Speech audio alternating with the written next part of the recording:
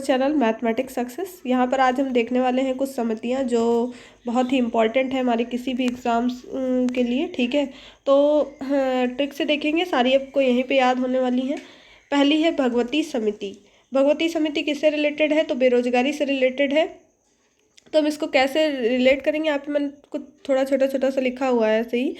बेरोजगार लोग भगवान से प्रार्थना करते हैं, क्या करते हैं कि हे भगवान मुझे रोजगार दे दे, हे भगवान मुझे रोजगार दे दे, रोज यही कहते हैं ना, जब तक उनका मतलब कोई जॉब नहीं मिलती। तो भगवती समिति किससे रिलेटेड हो गई? बेरोजगारी से। फिर आता है वांदू समिति। वांदू समिति क्या है? तो हम इसको रिलेट करें वांदू को बुद्धू से। ठीक है, बुद्धू लोग क्या कहते हैं? कहते हैं बुद्धू सामने देख के चलो वरना गिर जाओगे। बुद्धू सामने देख के चलो वरना गिर जाओगे। सामने मीन्स प्रत्यक्ष, प्रत्यक्ष सामने देखो।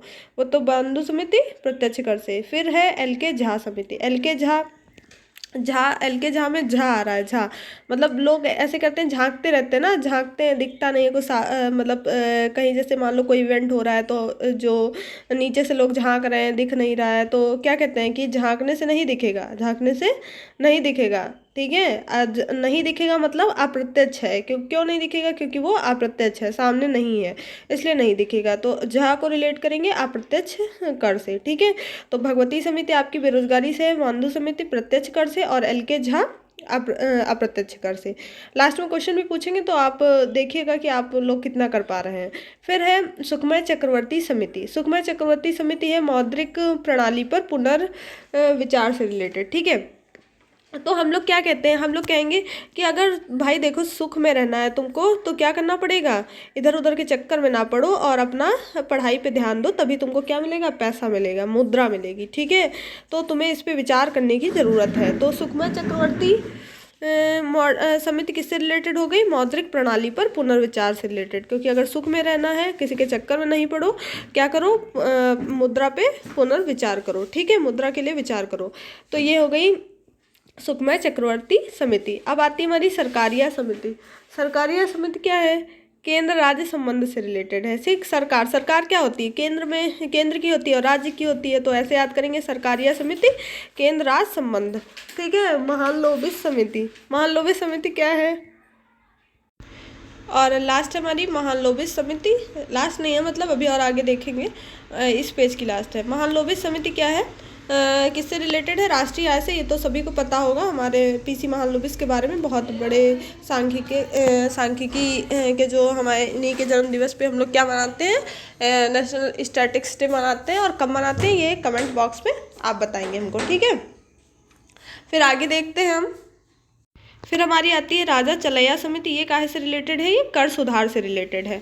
तो हम लोग क्या कहते हैं? राजा लोग क्या करते थे पुराने जमाने में? जाते थे और टैक्स वसूलते थे। ठीक है, तो हम क्या कहेंगे? राजा चल चल, कहाँ चल? टैक्स वसूलने, कर के लिए। और हमारी जो मतलब हमने जिन लोगों को लगा के रखा है वो लोग ज़्यादा ज़्यादा टैक्स वसूल रहे हैं। हम लोगों को एक बार देख लेना चाहिए कि क्या चल रहा है। ठीक है, ताकि कर जो टैक्स पॉलिसी है उसमें सुधार हो सके।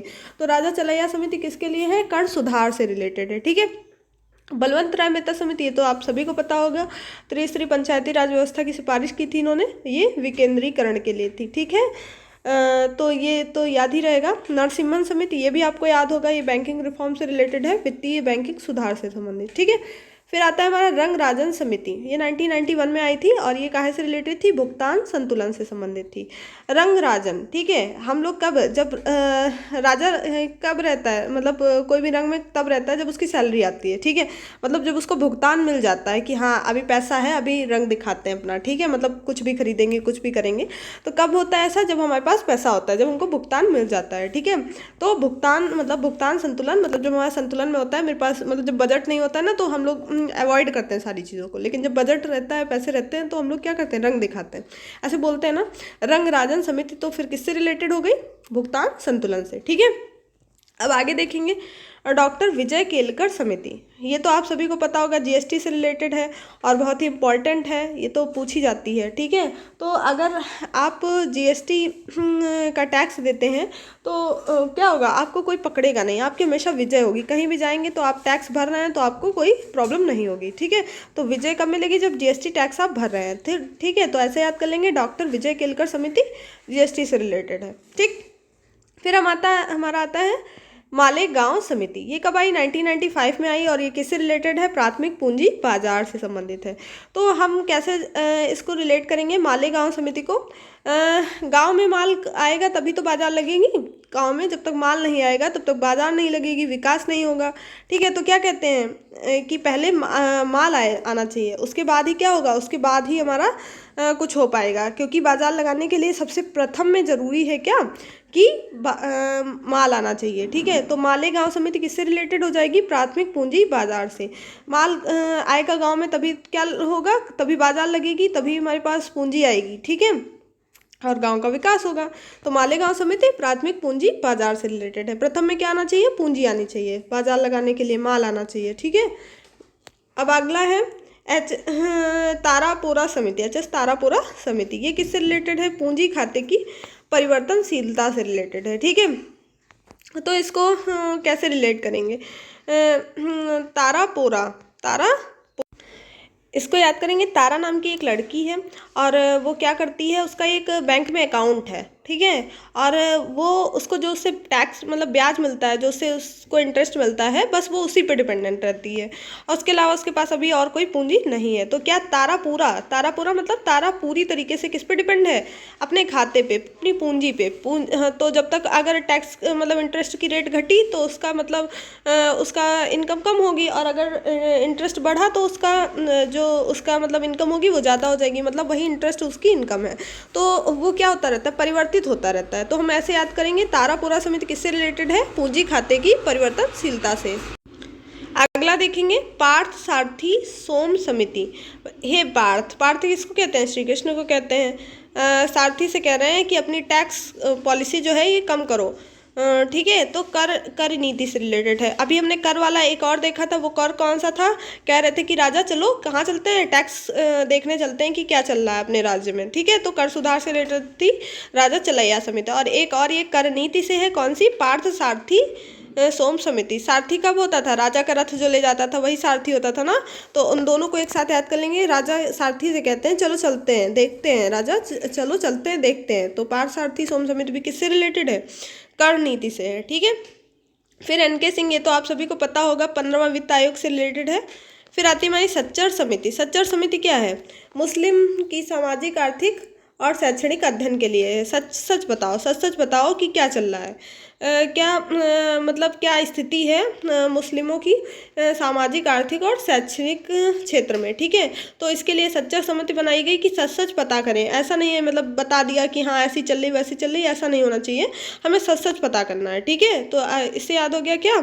सच्चर समिति। ठीक, फिर आगे आता है तेंदुलकर समिति। तेंदुलकर समिति किससे रिलेटेड है? गरीबी रेखा के नीचे की लाइन की समीक्षा के लिए। ठीक है, तो गरीबी रेखा से नीचे जो लोग आते हैं उनके लिए कौन सी? तेंदुलकर समिति और रंगराजन समिति, ये दोनों बनी थी, आपको पता होगा। ठीक है, तो हमने अभी ऊपर देखा था रंगराजन समिति किससे रिलेटेड थी? भुगतान संतुलन से रिलेटेड थी। ठीक है, आय की असमानता और इनके लिए दो समितियां थी, तेंदुलकर और रंगराजन वाली, ये तो आपको याद होगा ना। तो तेंदुलकर गरीबी रेखा से नीचे की लाइन की समीक्षा के लिए। आप इसको ऐसे रिलेट कर सकते हैं कि सचिन तेंदुलकर थे, जब उन्होंने अच्छा खेलना शुरू किया तो वो क्या हो गए गरीबी रेखा के नीचे की लाइन से वो गरीबी रेखा से ऊपर पहुंच गए। कब? जब उन्होंने अच्छा खेलना शुरू किया, खूब प्रैक्टिस की, खूब मेहनत करी। ठीक है, तो आप लोग भी मेहनत करेंगे तो आपकी भी जॉब लगेगी और आप खूब उन्नति करेंगे, है ना। ऐसे रिलेट कर सकते हैं। मंडल कमीशन और बाबा केलकर समिति, ये पिछड़ी जाति के लिए सीटों के आरक्षण से रिलेटेड थी। मंडल स्तर पे क्या होता है? मंडल स्तर पे बहुत सारी जातियां होती हैं। ठीक है, तो उनको कितना क्या आरक्षण मिल रहा है, इसकी जांच कौन करेंगे? बाबा करेंगे। बाबा से रिलेट कर सकते हैं योगी आदित्यनाथ को। ठीक है, तो मंडल स्तर पे बाबा क्या देखेंगे कि पिछड़ी जातियों को आरक्षण मिल रहा है कि नहीं मिल रहा है। ठीक है, तो ये हो गया मंडल कमीशन और बाबा केलकर। अब कोठारी कमीशन तो आप सभी को पता होगा, शैक्षिक क्षेत्र सुधार से है। फिर आता है आबिद हुसैन समिति। ये है छोटे पैमाने के उद्योगों के सुझाव के लिए। आबिद हुसैन समिति क्या कहते हैं कि आओ वेद, आबिद से याद करेंगे आओ वेद। ठीक है, हुसैन से कहना है तुम भी आओ, ठीक है, आओ वेद और हुसैन, ठीक है। और देखते हैं क्या करते हैं कि हम देखेंगे कि छोटे पैमाने पे जो उद्योग है वो चल रहे हैं या नहीं चल रहे हैं। चलो हम एक छोटा मोटा व्यवसाय ही कर लेते हैं। आओ वेद और हुसैन, हम लोग क्या करते हैं, एक मतलब बिजनेस खोल लेते हैं अपना, तो ऐसे रिलेट कर सकते हैं। फिर आता है नरसिम्हन समिति, ये पीछे भी अभी आपने ऊपर भी पढ़ा था, बैंकिंग रिफॉर्म से रिलेटेड है, ये दोबारा से लिख दिया है। और फिर मल्होत्रा समिति, ये किससे रिलेटेड है, बीमा क्षेत्र सुधार से, ठीक है। तो माल होता, अगर मेरे पास माल होता तो मैं क्या करा देता, बीमा करा लेता। मैं क्या कब करा लेता, जब मेरे पास माल होता। तो मल्होत्रा बीमा क्षेत्र सुधार से। आबिद हुसैन, ये तो अभी दोबारा लिख दिया, लघु क्षेत्र से। फिर विवेक देवराय समिति, ये क्या है, रेल बजट को आम बजट से अलग में विलय, ठीक है। एक था एकवर्थ कमीशन और एक है विवेक देवराय समिति।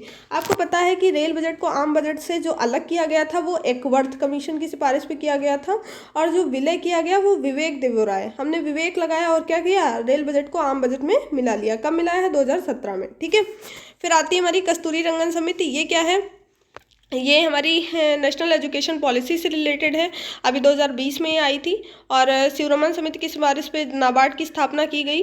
और एन.के. माथुर आयोग, ये जो है 7th पे कमीशन के लिए था, ठीक है। जानकी रमन समिति प्रतिभूत घोटाला से रिलेटेड है। हम लोग राम और जानकी की शरण में कब जाते हैं, जब जो लोग घोटाला करते हैं, ठीक है। जो लोग घोटाला करते हैं क्या करते हैं, फिर वो भगवान की शरण में जाते हैं, तभी वही उनको बचा सकते हैं, बाकी कोई नहीं, ठीक है। तो हम लोग ऐसे रिलेट कर सकते हैं कि राम और जानकी, इनको कौन बचाएगा, मतलब इनको घोटाले से कौन बचाएगा, भाई राम और जानकी ही बचा सकते हैं, और तो कोई नहीं बचा सकता किसी को, है ना। तो ऐसे अब आपको उम्मीद करते हैं याद हो गया होगा। अब बताइए, अच्छा आपसे पूछ लेते हैं कुछ क्वेश्चंस जो आपको नीचे कमेंट बॉक्स में बताने हैं, अगर आपको याद हो गया तो। एल.के. झा समिति किससे रिलेटेड है, झा मीन्स झांकना, याद करिए, रिलेट करिए। झांकने से दिखेगा नहीं, क्या नहीं दिखेगा, दिखना नहीं दिखना मतलब अप्रत्यक्ष है। चलिए ये तो बता दिया, अब आगे आप बताएंगे।